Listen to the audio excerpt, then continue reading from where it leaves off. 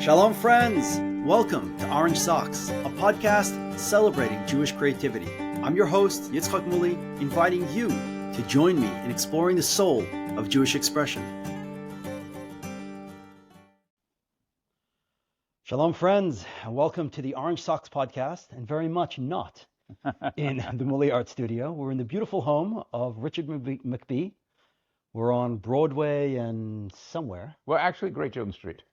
Broadway and Great Jones Street in downtown. Is this downtown? This is called NoHo. NoHo. We are in NoHo, in a beautiful apartment, really, that you've had since the 70s. Since 1976, yes. Kanai Nahara. So Amen. I'm very comfortable.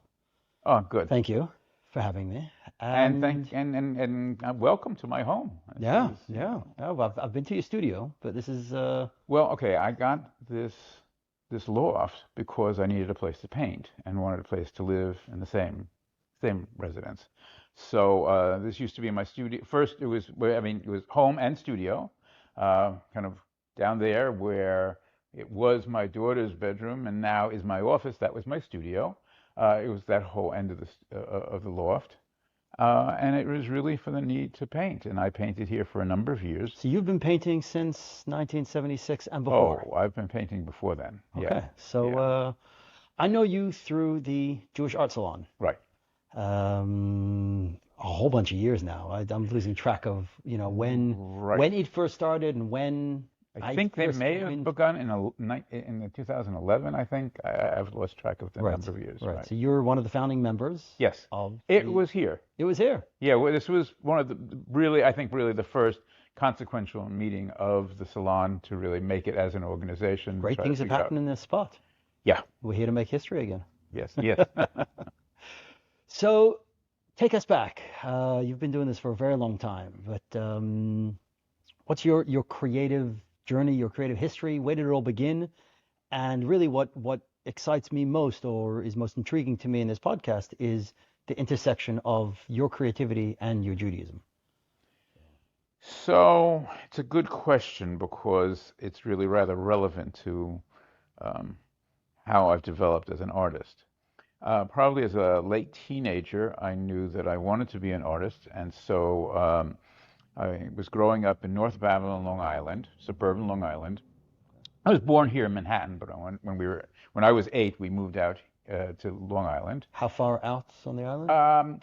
North Babylon is just north of Babylon. Babylon is the end of the electrified Long Island Railroad line, so it's maybe 45 miles out. So you can get it. You could get a train. Yes, you can get the train to the city. Which early on in my art education I did. As a matter of fact, my mother had asked around to art teachers, where should we send him? He wants to be an artist. He wants to do things in art.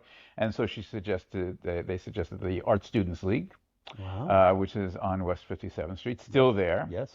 And so I started going to the Art Students League in high school on Saturdays. And that was the beginning of my art education. The Art Students League is a very down-to-earth art school. You go into a class with a teacher, you have a model, and you draw from it, you paint from it, the teacher comes around and corrects and suggests. That was for a few years. I won't go into all the details of then how things developed as an artist, except I was very fortunate to have a mentor who I met through the league and through a girlfriend who allowed me to work with him in the Hotel Pierre. And we painted a mural there. I, of course, was a very young artist then. I was in my early, I was in 20, something like that.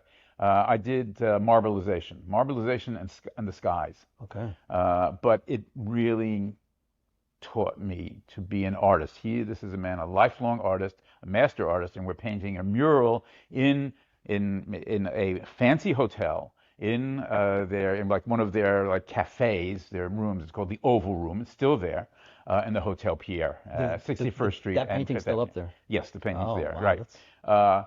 Anyhow. So how long was that project for? That project was probably a year and a half for me. Yeah, at least. Oh, yeah, and it was wonderful. So the hotel's being used, of course. And when could we work? We would work once things started to shut down. We'd start around 11:30, 12 o'clock at night, and we worked through until about 6 o'clock in the morning when the hotel woke up again, and it was magical. And you I had to mean, clean up every night, oh, every of morning. course. Oh, yes, yes, yes. And this is, let us see here, uh, uh, um, um, 1968, 1969, and we're using acrylics, which are relatively new commercially there. Artists had used acrylics, and sometimes they made themselves. So we're using the early forms of acrylics, because they dried quickly, and you could do a mural on them. It was the most wonderful learning experience for a young artist is to work with, and I was with a couple of other artists working on a mural and just immersing yourself in your craft and in also learning about the Renaissance and the Baroque and figures and all this kind of stuff. So But anyhow, it wasn't theoretical and it wasn't to get graded. oh, It was, it was to make it something was on the to wall. make something, Right. for And real. we This were is being live, paid. We were live being on paid. stage. We were being paid. It's interesting. I don't remember what it was, but you know what? It wasn't insulting. Of course, for a 20-year-old, nothing's insulting. It's Right. like, as a young artist, yes, I want to work with you, of course. Yeah, And you're yeah. going to pay me too. Oh, wow. So I was able to pay the rent. I lived in Staten Island at that time. Anyway, uh, so that ended, and I went on with my life. I ended up moving after 2 or 3 years, moving into Manhattan. I got married, uh, continued being an artist, and in So 1976, you just the art student league? You didn't go that's it. to art school, art No, school? No, that was enough. that's That it. was art school. Beyond that, that was also I never went to college. All right, I just I was being an artist, and it wasn't. College wasn't in the game plan. The game plan was to try to learn to make art. And then I also was very lucky. I also got a job then restoring paintings. So again, working with art, but working on kind of the other side of them where they're damaged and and learning to Sure. fix them. Right. Did that for a number of years, and fell in with a group of people. I have to warn you and your audience. The my story comes out of, in its funny way, Traifdom.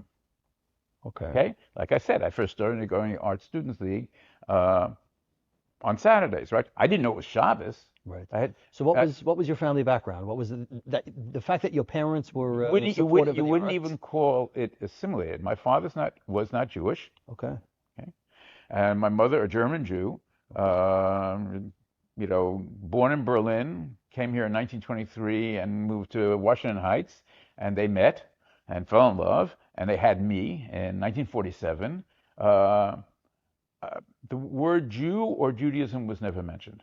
It was simply because my mother, being an assimilated Jew, didn't want anything to do with Judaism, didn't know really. She knew nothing.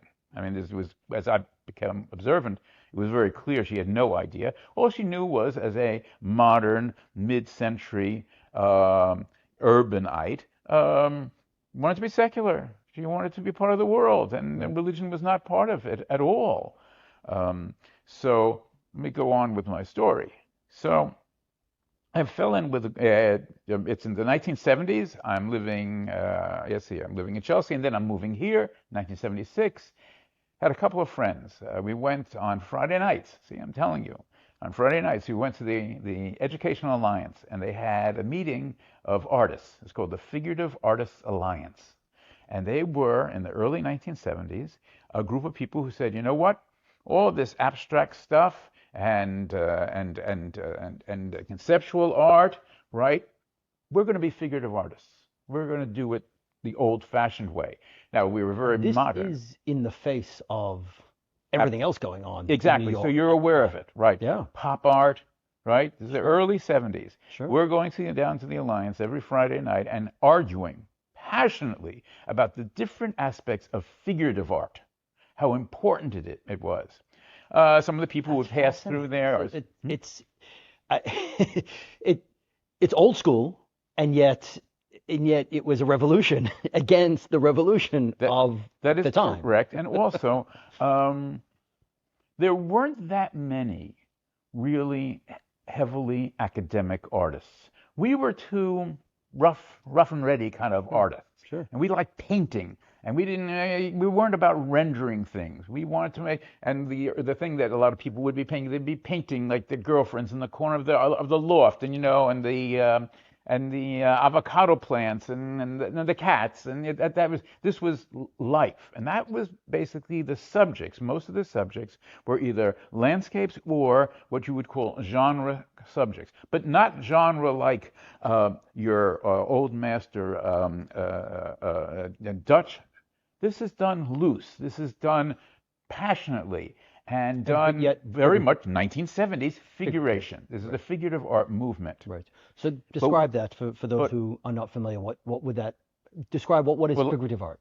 oh, figurative art means the main subject of your painting is the human figure, Okay. either the human figure as models or frequently friends sitting around.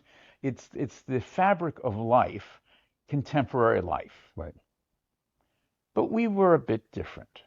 We, meaning a small group of artists, all thought that, okay, very fine and good, we want to be figurative, yes, yes, but it's the great art of the past that drew us to making art. And it was the Renaissance and the Baroque. And what characterized the Renaissance and the Baroque art was effectively, well, yes, mythology, but we weren't that interested in mythology. It was the Bible. Oh, now there's a subject for you, something that's really, really, really concrete and you could be passionate about. So we started painting. This is We're talking about these. We were so called the biblical painters, this is so fascinating. mamish, and we were at the Educational Alliance, same place downtown now. And we'd have all these discussions, and we'd meet by ourselves also, and everyone was painting biblical paintings, um, both Christian and Old Testament. But all the guys that I was involved with, all of them had a kind of a socialist background, labor union and socialism. That was the thing. And with those politics, the only thing that really seemed to make sense in terms of subject matter was not Christianity, which is a story of basically one man, but Judaism and the Jewish people, and quote the Old Testament, because these stories were about a people. And when you come from a left background, well, it's the people that rule, right? I Right. mean, you Yes. want that's what you're celebrating, and it's all those interactions that are really interesting. So more and more, we were the biblical painters, but it was really biblical meaning Judea. Judaic Judea. painters, exactly. Now, our knowledge was little. We only knew what you would be able to pick up. You pick up from a standard Bible, a glacier Bible, right? But still, we had So a you were friend. you were like reading texts Oh and, yes, and finding but no, imagery, but not. imagery that But talked to the you. main texts in those days, and still to this day, of quote on Bible commentary, are about sociology, about anthropology, and how maybe different authors of the Bible and this kind of stuff. That's a little bit early then, but you even had that. That was not satisfying. You know why? They weren't taking the story seriously. They were seeing as history or as again as sociology. We didn't want that, and so we had a friend, part of the group, though he was a writer, who had a rabbi friend. All right, and they both happened to meet, of all places, in Columbia So how University. many of these? How many of this group was actually Jewish? It's me and Jack Silberman, and that was it. Then there's Tom Milstein, who's the writer, and then there's the rabbi friend. His name still is Avi Berkowitz, who is currently living in Efrat, thank God, and became a friend. But he sat down and learned with us. And what did he learn with us? And it was really, again, we just wanted to know the inside of these stories. And he learned Chumash with Rashi with us. We're sitting around the table, and he's teaching us Chumash with Rashi. These artists, these secular people, right, who knew nothing about Judaism, but Right. they knew these subjects were so fascinating, and that, in fact, that great artist had tackled them. So we're learning Chumash with Rashi with him, and so it's like that was the first exposure that I had to Torah, and frankly, exactly how the thing unfolds from there, it's kind of almost fuzzy in my mind, except that at a certain point I knew I wanted more. Maybe we couldn't meet anymore, or whatever the story was. Uh, and so a friend of mine, another artist, a sculptor, uh, he was brought up from, and unfortunately, like many people of that era, had fallen away. But he was curious. He says, "I'm wondering what Orthodoxy is doing. What's Orthodoxy doing?" So we went around on Shabbos morning to a number of shuls to see what their beginners and minions were like, and seeing what was going on there, right? And one place we fell into was 3 West 6th Street, 3 West 6th Street, 16th Street, the Young Israel 5th Avenue. And there was a young rabbi, Shmuel Deitel, who was teaching the beginners class. And so I went to one class, I went to another class. Now, mind you, I was not there for Yiddishkeit. Right. I was there The for the subject matter. narratives, I was doing the subject, and I was looking for the inside line, meaning a commentator that would take these stories seriously. And I found it. And within probably a week or two, I told him, I said, I'd like to learn Chumash with Rashi. He says, "Oh, really? Oh, okay. Why don't you come down to, I've forgotten the address now. What is it, 147 East Broadway or something like that? 197, anyway. This place is called MTJ. Meet me there at 9 o'clock on Monday morning." So, of course, I pull out my piece of paper. I start to write it. He says, we're on Shabbos, right? He said, "You know what? Why don't you just try to remember it?"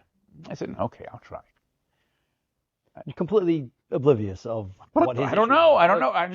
Sure. And so I start sitting down with him and a number of other people, some of them Balo Tshuve, some of people who just Balo Tshuve in one way or the other, Sure. learning Chumash with Rashi at MTJ. Let's say that was probably realistically approximately either 87 or 88. So I start going to these classes. I don't go back to synagogue. I'm not interested. I'm interested in the class, right? And so more and more, though, I'm sitting there learning, and I'm looking around, and I'm seeing all these guys sitting and learning, but also they're all from. And I'm starting to understand what that means, and I'm starting to understand something about mitzvahs, and, we do certain things or don't do certain things, and, kashrus and Shabbos, all these ideas. And I'm thinking to myself, wait a minute. I think these ideas are important. They're important to me as an artist to try to make art, but I'm realizing, and not just realizing, I came with the idea that the ideas in Judaism were central to the West, the Western world. I wanted to make Western art, so these ideas, I said, are important, except there's one problem here. I'm sitting here and just learning them as ideas, and maybe I'm bringing them back to try to make a painting. These guys, they're living it. Right. They're doing mitzvahs. They're living these ideas. Now, the world of ideas is so exciting, but there, at a certain point in your life, when you can find a way to live them, that's the prize. And it really is, because you're being totally authentic. You're saying, I believe this. I think this is interesting, and I'm going to show you because I'm walking the walk. I'm doing those things. So, And so lo and a minute behold, ago, what? well, to begin with, the ideas were a means to an end to create a painting or to Right. create a body of work, Yes. to explore Yes. these ideas Yes. as abstract ideas. Right. And yet, the ultimate, that's an ultimate on its own. For an artist, that is the ultimate, is to explore the ideas Obviously, as art. obviously But there was your something neshama else. had some. Yes. Your neshama had other ideas. Yes. And I'll tell you about that also. But so So as an slowly, I artist, go back to the same synagogue, and I start popping in on Shabbos. And now, of course, the guys down at MTJ, Rabbi Deitel, and then Yossi Rosenbaum, who I kind of hooked up with him a little bit later, and then we started learning Mishnayos. And he lane there at the Young Shul, Fifth Avenue. Um, Start talking to me. Well, oh, kashrus, so you do this, you don't do that, and it was a big shock to my wife. No, we were married, and this is like a whole other change here. But the beginning of learning about mitzvahs was the way to make it concrete, to make living this life was to make it concrete. And it also was the way I think that I was able to deal with the subject matter more and more seriously, where I would be reading the commentaries about the subject matter, whether it be Rashi or other commentaries, so that it really linked. My life started to really pull together between my art and the ideas that I had. But I think in a funny way, you brought up something. You said, well, my neshama. At that point, interestingly enough, I wasn't thinking religiously. I was thinking, this is what I want to do. I didn't draw the conclusions. In a most bizarre way, there's always been a religiosity about me, meaning I've always had a sense of God. I've had a sense of the wonder. I've been in love with God and in love with the world that He's made, always. But never really thought about spirituality per se as something separate to examine. And even then, as I'm learning about it, it was more like, oh, so this is just the path that I go down. I never quite thought about the spirituality. Well, this idea of living the ideas was just living Yes. that was in a way disconnected from God Yeah. and spirituality. Yes, yes, Interesting. yes. Interesting. It's peculiar. The One of the turning points I realized, and I was recently discussing this with someone. So again, I was brought up totally secular, and also my family wasn't particularly patriotic. They weren't not patriotic. They were typical middle class, working class Americans, And but we didn't have like a family on a flag on the front lawn or anything. We were just Americans, and I'll never forget. My father was not Jewish and born in Oklahoma, hard working man, sweet, good man. I once asked him, this is a teenager, I asked him, Dad, what are we? Like, I know we're not black, we're white, but, what are our background? And the name's McBee, but he never said, no, we're Irish or we're Scottish and everything. In fact, the family thing is, we don't even know who we are. We don't trace them back anywhere. We certainly weren't going to say, well, we're German. My mother was German. She was a Danziger.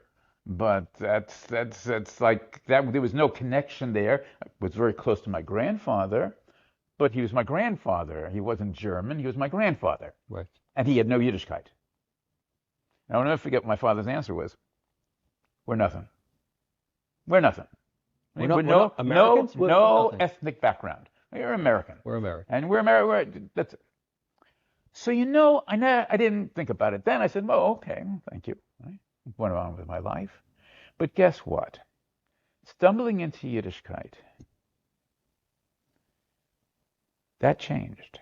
It changed because, I guess let's take it two things. I'll never forget at MTJ. So I'm sitting and learning, and one of the things what I learn about Pidyon Haben. Very nice, nice mitzvah, good, okay.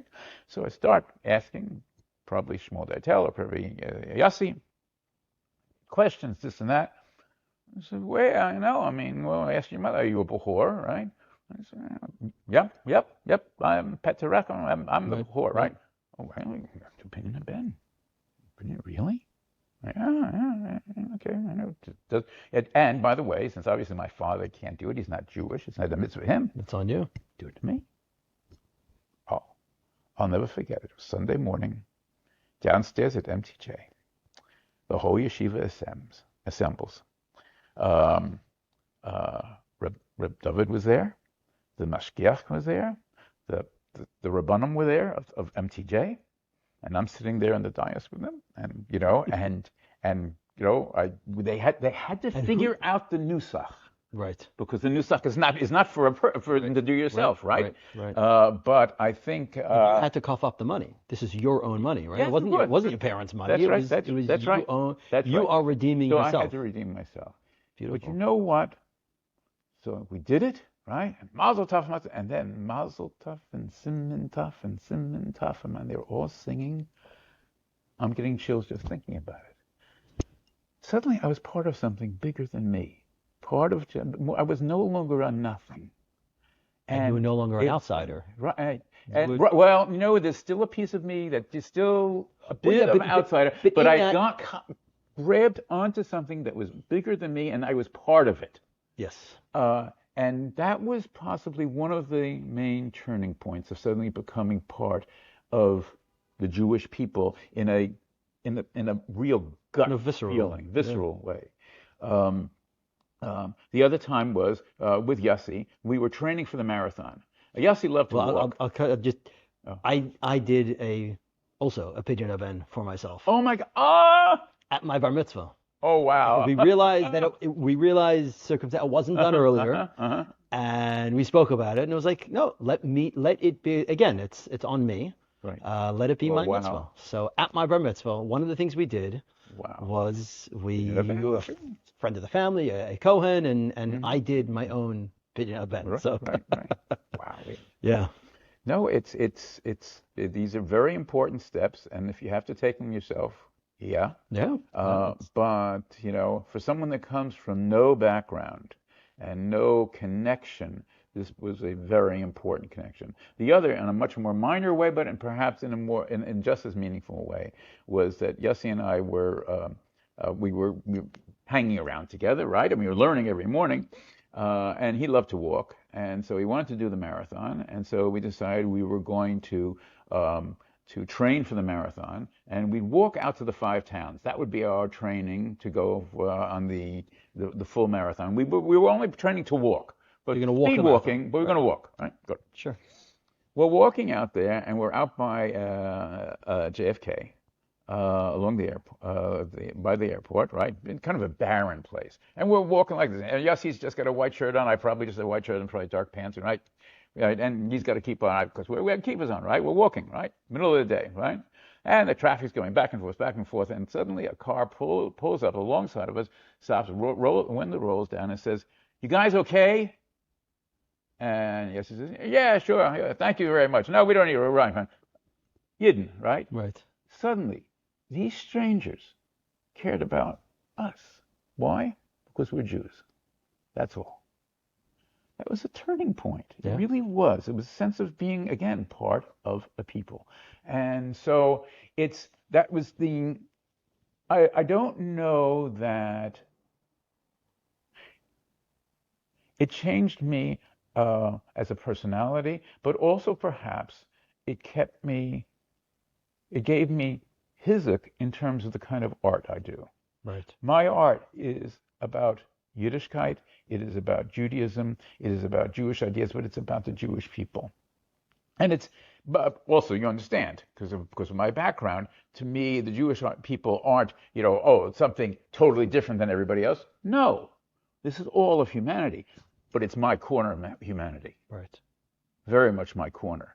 And so I have that's the road that I have painted, and it's like I've never given it a second thought, and especially since it's the time I started becoming observant.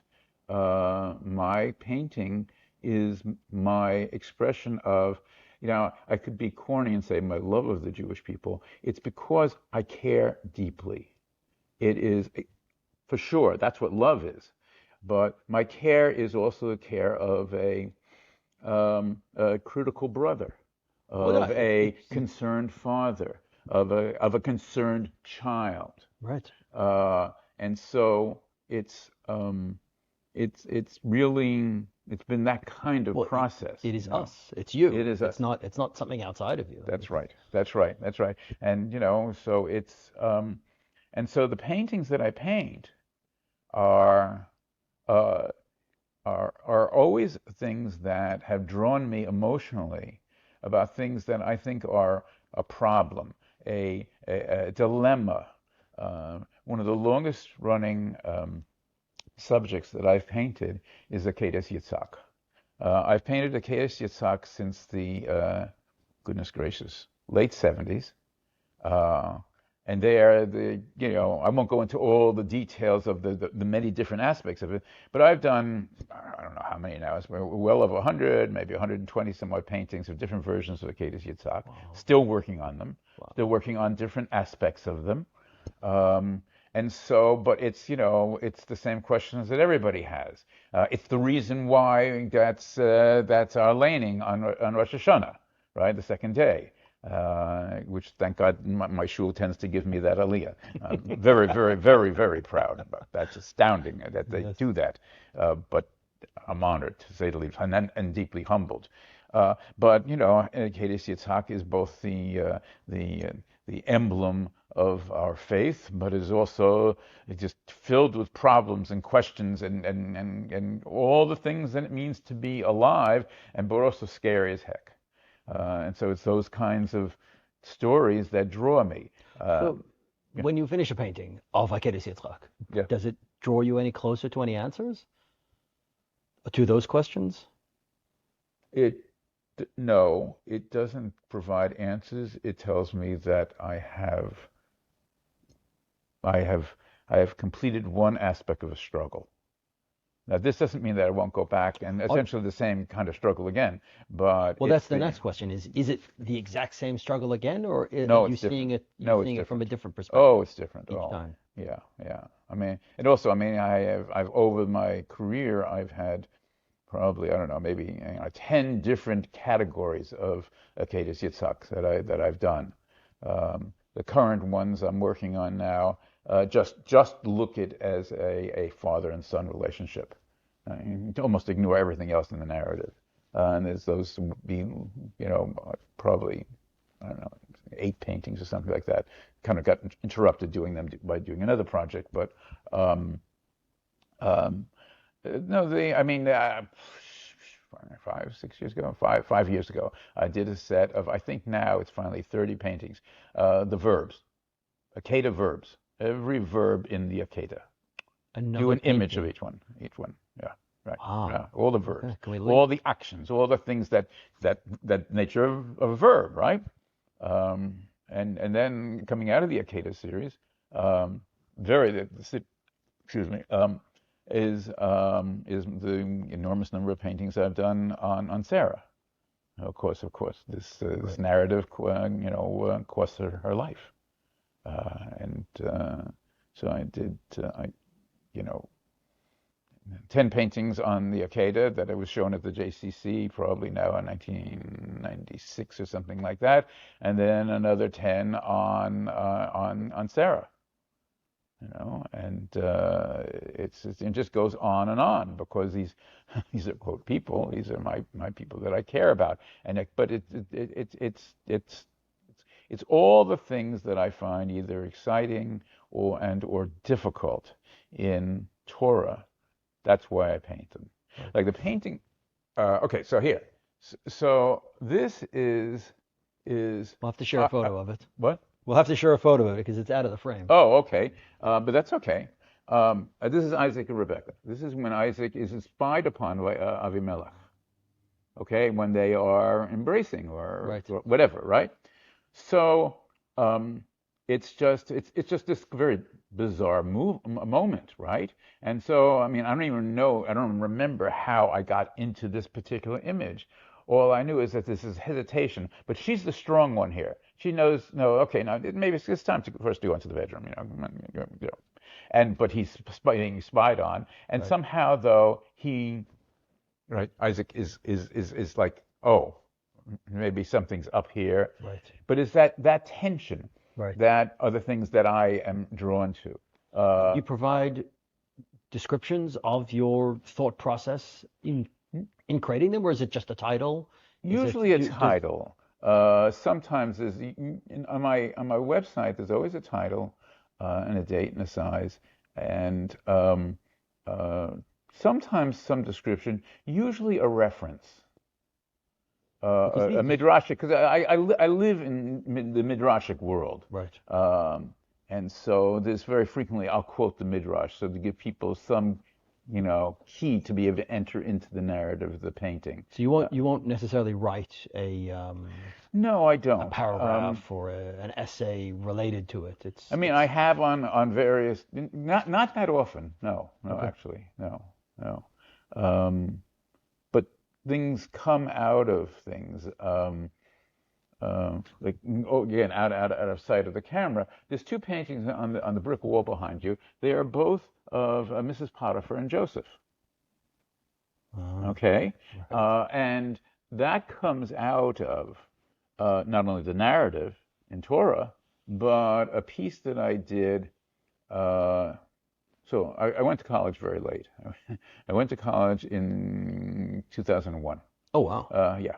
And my wife and a friend said, "Hey, we live across the street from NYU," and our friend works at NYU. Why don't you think about going to college? You never went to college. I said, "Oh, okay, maybe that's not a bad idea."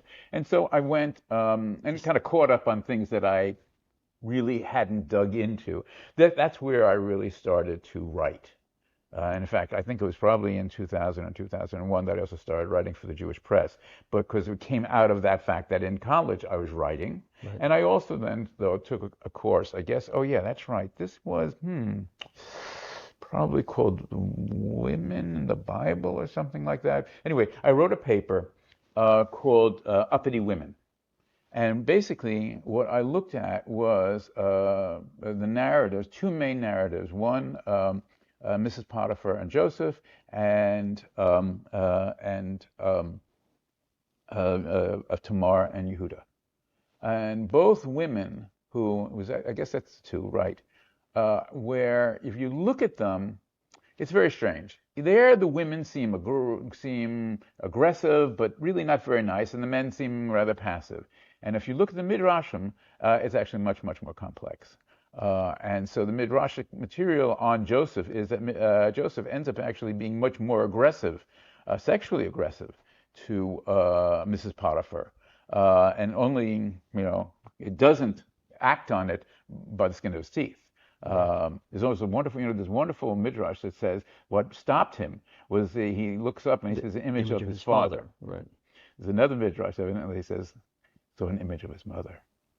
Wow, Mm. wow. Oh. So it's this kind of material that Right. draws me, because it's very specifically also the interaction between men and women, not only a central theme in Torah, but a central theme in our lives, a theme of dynamics, but really, while it's all fine and good in terms of one's everyday life, it's also really the dynamic in the Torah narratives.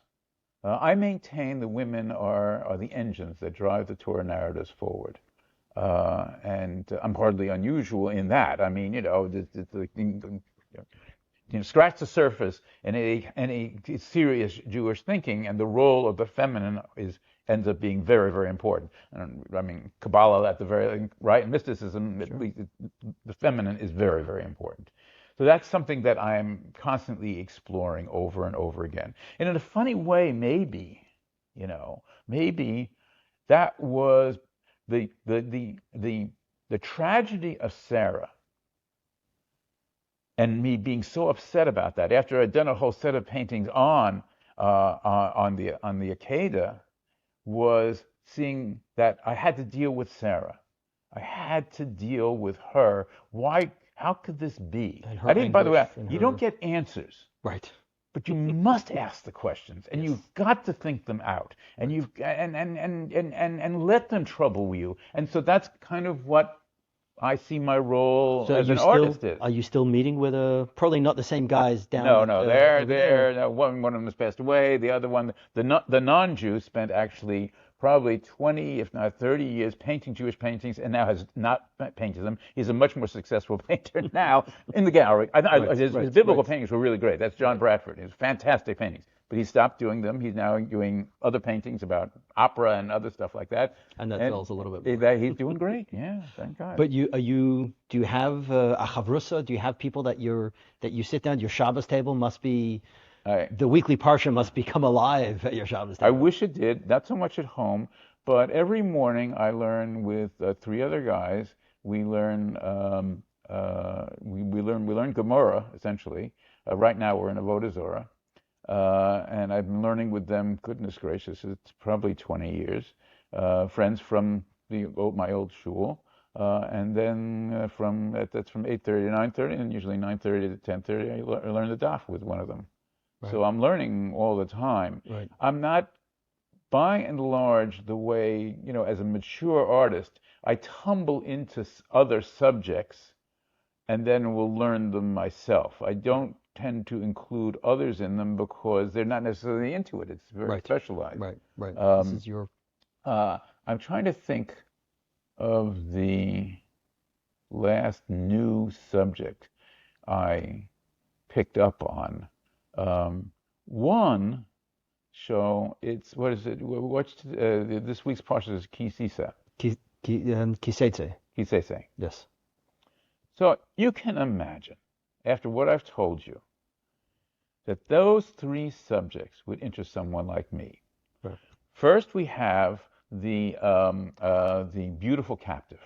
Yes. Okay, femininity, sexuality, temptation, da da da. Then we have the rebellious son. The best Okay, America. well, the rebellious son is horrifying as it is, but you could also imagine it as being a rebellious daughter. Sure. And then the third one is, well, actually, what is the third one? I'm blanking on it. Yeah. You know, Sit there. Come on, there come on, was come on. It's this week's parsha. You know this. right. Come on. No. It was. You can today's stop the kickoff. camera if you want. We'll go look it up. Um, First is the captive. no, is inheritance. Is inheritance Right, to give? right, exactly. You can And only the give to the right, firstborn, and not the unloved child, not and the unloved child. and the unloved wife, the unloved hated wife, wife, the the hated unloved wife. child that still needs to get the firstborn. Okay, If it's so the I firstborn. read these. This is probably, it could be 5 or 6 years ago. I read them every year, of course. But I read it and it suddenly clicks me, I got to do paintings on it. Okay, so what am I going to do here? So one of the things I like to do is I like to take a subject that, a Torah subject that I'm really fascinated with it, and pour it into an existing image of an old master painting or some painting that I think is going to fit.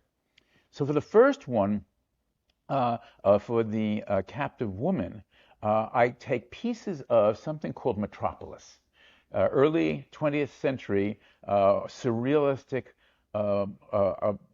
movie, silent, in which it's bizarre. I think it's probably not set in Berlin, but it feels like it's Berlin. It's German, and in which there's this seductress who is mesmerizing these men and literally driving them mad. Perfect. That's the parallel to the soldier who is beguiled by this beautiful captive, right, and wants to take her. And when Torah tells us what you have, how you have to handle that. Right. So I take that notion and turn it into an image. The second one of the rebellious son, I decide that, okay, I'm going to turn that into the rebellious daughter. And let's see here. Late 19th century, Manet, luncheon on the grass, a nude woman sitting with two men. That sounds like a rebellious daughter to me. Wow, there it is. Bingo. I do a version of that. Right. Okay? And for the unloved, the hated wife and the wild child, I do a version of also a Manet, in which there are two women sitting on the balcony. Actually, you know the painting, the women on the balcony, but they both have children like at hand. Right. So you've just heard my creative process, taking a Torah notion, Right. essentially personalizing it, not personal in my life, but personalizing in my art Contemporary mind, context. and making it something that is not an illustration, but is an echo of the Torah, and dealing with some of the things I think the Torah is bringing up. Now, that's probably at least 5 or 6 years old, that set of 3 paintings. Right. And I've looked at them recently, and I said, okay, they're interesting, but maybe I need to redo that. Why would I want to redo it? Well, you know what? There's something I'm not really focusing enough on these subjects in so much as each one, they present a terrible human dilemma. Imagine a man who visually falls in love with a woman, his Yetzer Hara, we would say, right? But it's also, the Torah doesn't say that his emotion is illegitimate. It just, he has to put it somewhere. But then, if somehow if I remember correctly, at the end, it's also, this may not come out well at all. So isn't there a tragedy in there for him? And Yeah. also, the whole thing is, I didn't really get deeper into the underneath of what the Torah is trying to tell us by this scenario. The scenario, we all know. The Torah scenario, it seems simple, dealing with a problem, we've done the problem. No, the Torah is not about dealing with simple problems. No, it's about depth. So let me get under the surface about that one. So that's one. The second one, I was thinking of the tragedy, when I read, just reviewing the Parsha just a day or two ago, reading about, and you have to take your son, if he's totally incorrigible, you must take your son, you must take him to the elders, you must take him to the gate, and you must be stoned. What horror in a parent's heart. And I'd never really looked at that. I focused on her and there sitting with the boys, but I had in the background the parents. But if they know what's going to be, I've got to look at that side of it. Right. They're taking him by the hand. My God. You know. Right? And also we know, because I've done enough Gemara to know that, okay, you understand quite well that the rebellious son that was back and forth, and you know what? It never happened. No, it never happened. And then the end of the Gemara says, yeah, it happened, and I sat on his grave. Yeah. Really? Yeah. So this is the tension in there, but the tension is the pain of the parent. Well, you know what? I have a daughter. I mean, my daughter is absolutely wonderful. Thank God she's married, and we have my granddaughter is like 3. I love my granddaughter more than anything. So I'm getting, as a older man, I'm getting all these same parental loves of my granddaughter. And thinking of, oh my God, if something ever happened to her, that kind of sense that the Torah should bring out in us with these stories, not just dealing with people's transgressions. Right. No, the Torah is about doing much more than that. So I've now just told you my thinking through, and maybe thinking of the next 3 paintings on that. And this is what we're saying now. Is exactly why I keep on painting these subjects. Yeah, and it's why I can't leave them. They're so deep, and they have so much in them, and you can keep on returning to them, because as you get older, hopefully you learn a little more, you face more aspects of life, and so the Torah keeps on giving you back. And this idea of living with the times, the living with the Parsha, is really the way you're describing it. You're really living with it, and having this outlet to be able to communicate it with others, to share. I try. What has over the years been the response to your work? Or the biblical well, look, religious Jews aren't using. I don't have to tell you. Religious Jews are not used looking at art. Yes. Right. They are not particularly even used. They're in a lot of physical things are like, it's, so what, right? Right. And so there hasn't been a lot. It really depends. I'll tell you the series of paintings I did on Sarah's trials. Like I said, that was shown at the JCC in Manhattan. I think it was like '96 or something like that. That was wonderful. That was possible. That was really, really wonderful. We had a number of different panels on different aspects of the art, and so that was great. And there was real feedback there. I have to say it. I'll be very honest. I occasionally get, because my website has a great deal of my work, and occasionally I will get responses from Jews about it, like your work, very interested in this subject, occasionally can you speak about various things.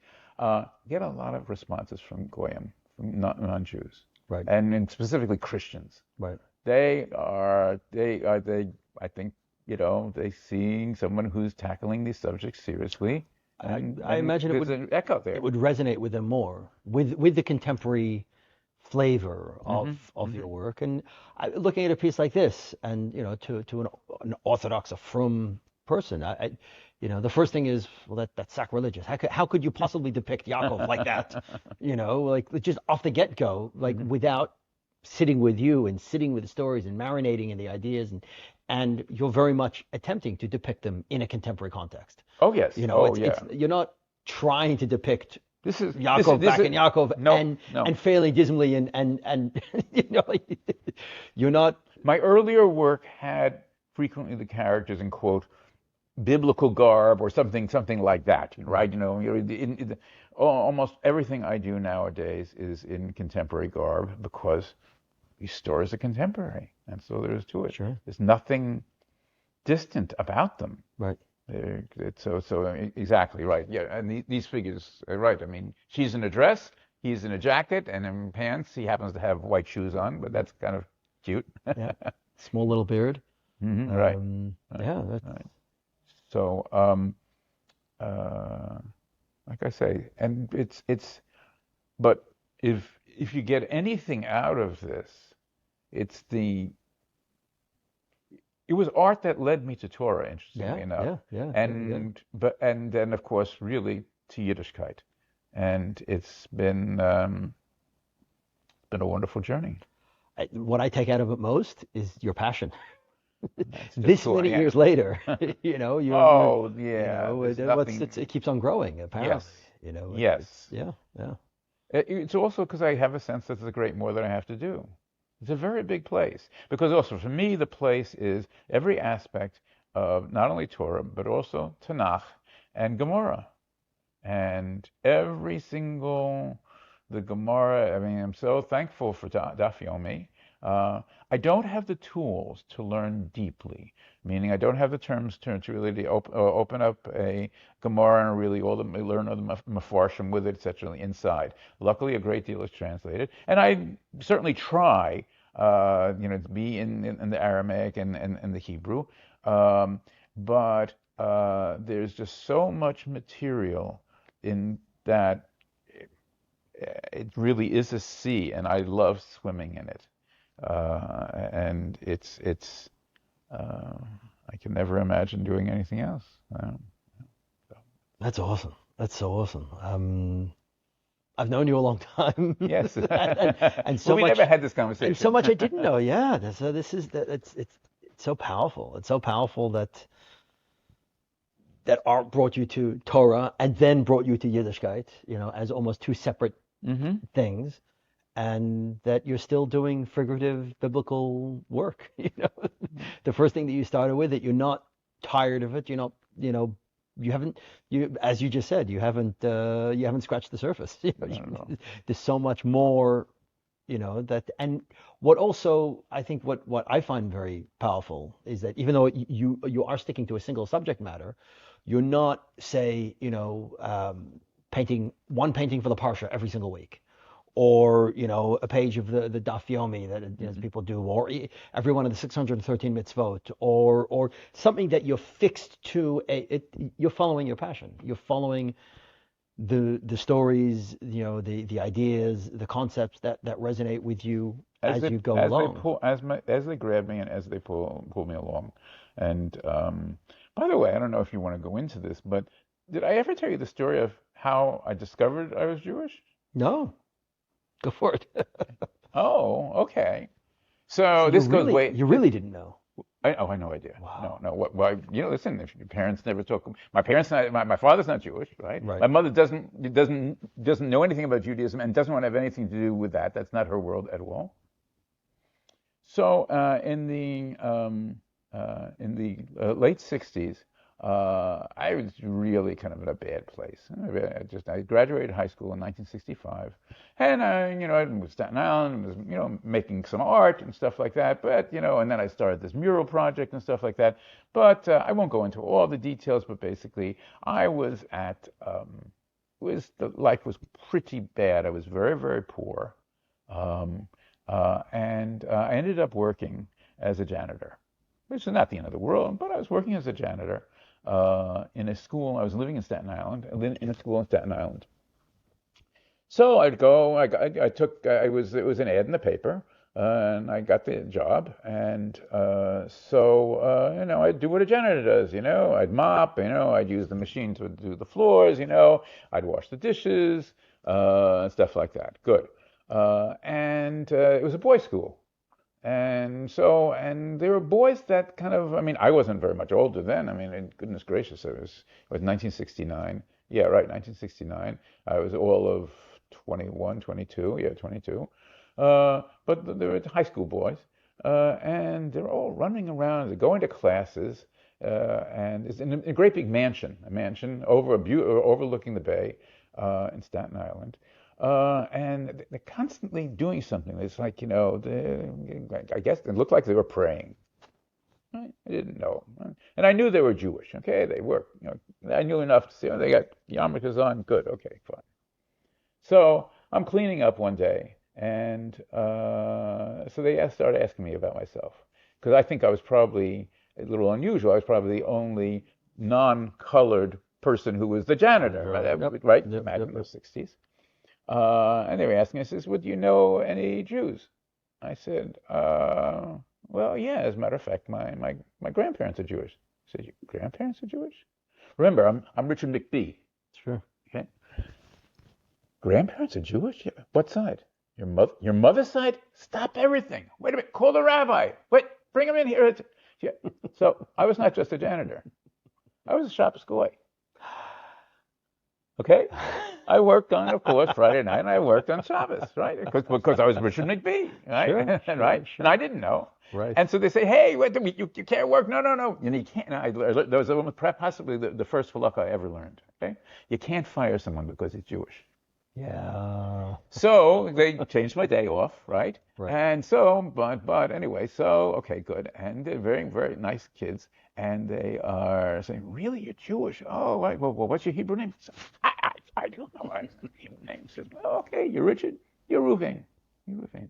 Now, I knew enough Bible to know that Reuven was one of Jacob's sons. Right. That's what I knew. And it was such a moment of revelation. Now remember, I'm at the nadir of my life. I'm very a big mess, and it's not going to get better for a number of months. But that was the moment I was told and learned I was Jewish. Wow.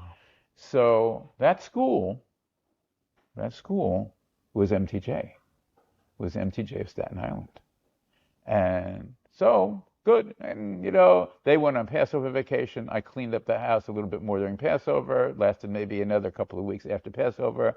I left the job, right? Went on with the mess of my life. But as I mentioned to you, when I first started learning and going downtown to learn, it was MTJ Right. in 1988. That's awesome. So that's, So there's the Abishter's yes, been guiding you all along till now, and she continues to. yes, it Very is. much so. Wow. Fascinating. Thank you. Thank you so much for sharing this. I'm like, Thank you. have a for whole being new here. appreciation of you and your work and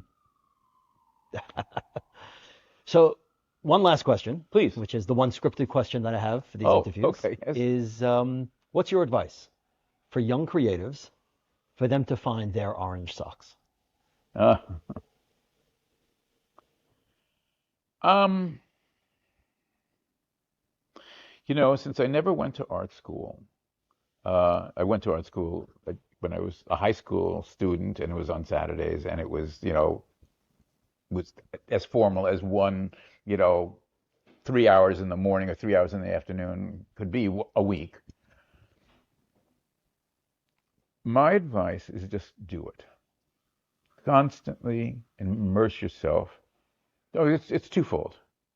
Immerse yourself in making art, but also do everything you can to learn about art. We don't come from nowhere.